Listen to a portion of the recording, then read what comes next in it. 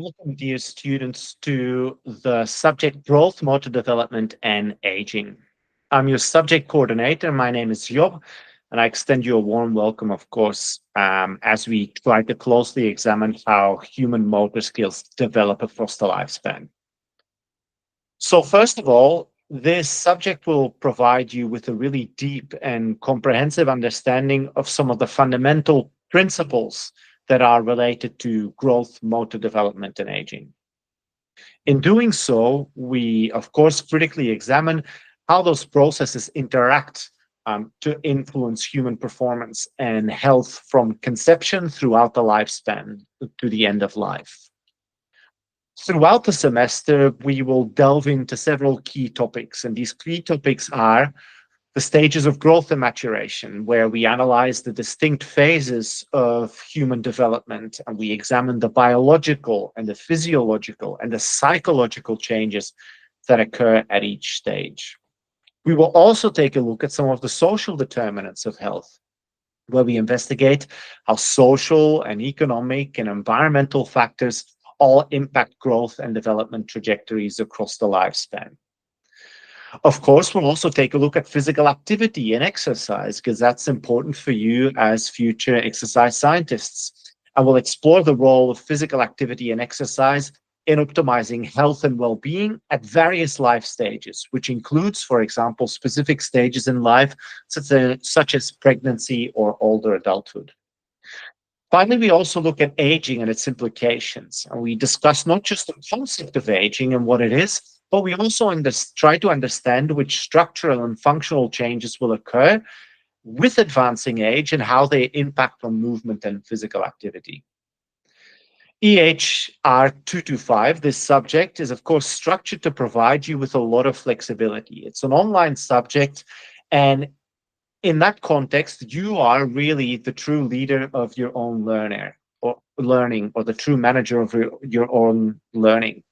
You're encouraged to engage with the online material at your own pace, and I've put some notes in your calendar to help you keep pace if that's something you struggle with. But that way, you can basically tailor your study schedule to your individual needs.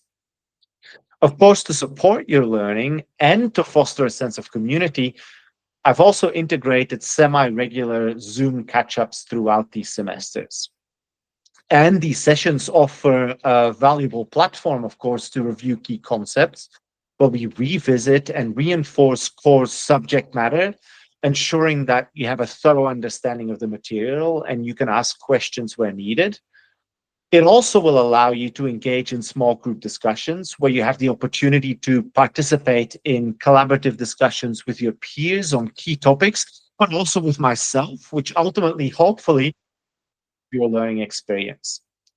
Finally, in these face-to-face sessions, you also will get some clarification because these sessions provide a dedicated space and a platform to ask questions and to receive clarification on challenging topics, but also to discuss and to practice for upcoming assessments. Of course, independent learning is really encouraged within this subject, but I would recommend strongly that you attend these Zoom sessions. I've made it easy for you by allocating one Zoom session to a midday slot and one Zoom session to an evening slot, so you can choose which one works best for you at different times and different weeks. The schedule for all the Zoom sessions is available in your subject outline, but I've also put it in your calendar already, so you can plan your time accordingly. And finally, importantly, we need to talk about assessments. So to assess the mastery of the subject matter and your critical thinking abilities, I've made 2 assessments this year.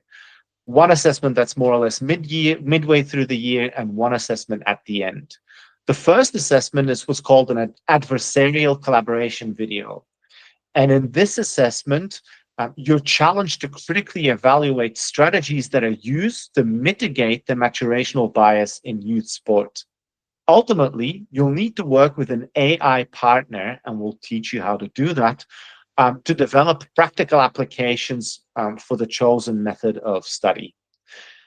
Of course, within this subject, all use of generative AI is recommended, and we'll teach you how to do that appropriately.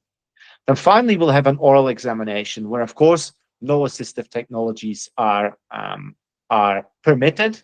And that assessment will assess your comprehensive understanding of the subject content, all the subject content, through a series of questions that are applied to a specific scenario. You'll be able to get some information on that beforehand, but we'll talk about that later within the subject. Of course, you can already get detailed information regarding both assessments, both in your subject outline and also in the assessments tab of your Brightspace page. I very much look forward to seeing you in the online sessions that we'll have together, but also interacting with you throughout the discussion forums and throughout the subject.